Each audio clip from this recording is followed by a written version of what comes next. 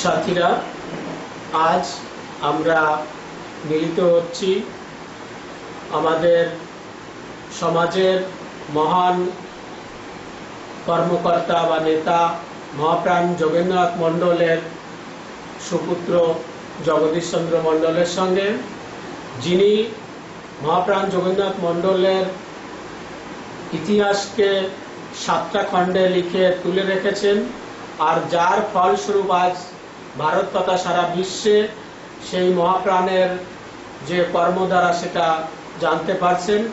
তো আমরা আসুন আজ মহাপ্রাণ যোগেন্দ্রনাথ মণ্ডলের ছেলে জগদীশ মণ্ডলের সঙ্গে দু চারটা কথা বলে মহাপ্রাণের অবদান সম্পর্কে জানি।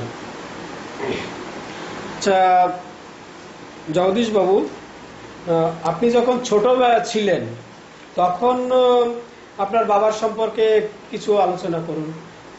কেমন কি করতেন, কি অ্যাক্টিভিটি করতেন, ছোটবেলা থেকে আপনি কি দেখছেন বাবার থেকে?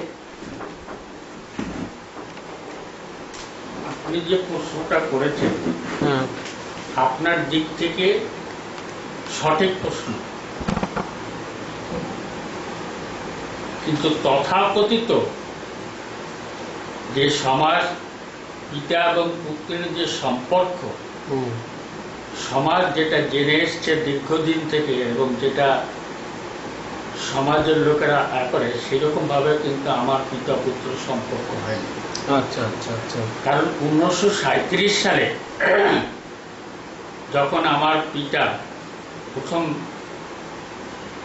ইলেক্টেড হয়, সেই বিজয় উৎসবের সময় হঠাৎ একজনে এসে করলো, যার একটা শুভ সংবাদ আছে। কি ব্যাপার?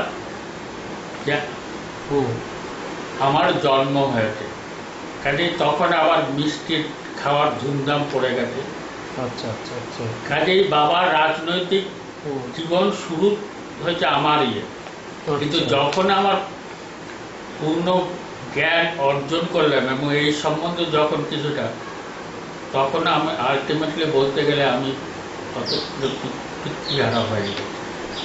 কাজেই বাবার সঙ্গে আমার যে সম্পর্ক, বাবা তার কর্মময় জীবনে বিভিন্ন জায়গায়, যেমন তিনি অন্তর্বর্তী সরকারের যখন আইনমন্ত্রী হলেন, তিনি দিল্লি গেলেন, পাকিস্তান হওয়ার পরে তিনি করাচিতে চলে গেলেন, এবং বাড়িতে যখন যে আলোচনা হতো সেই আলোচনায় সবসময় আমি পার্টিসিপেট করতাম না। কারণ হচ্ছে আমার বয়সের অনুসারে সেটার সঙ্গে কোনো সামঞ্জস্য ছিল না।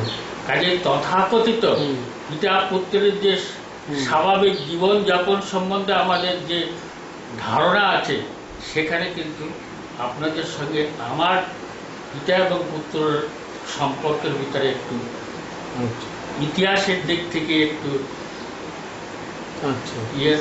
বৈষম্য আছে।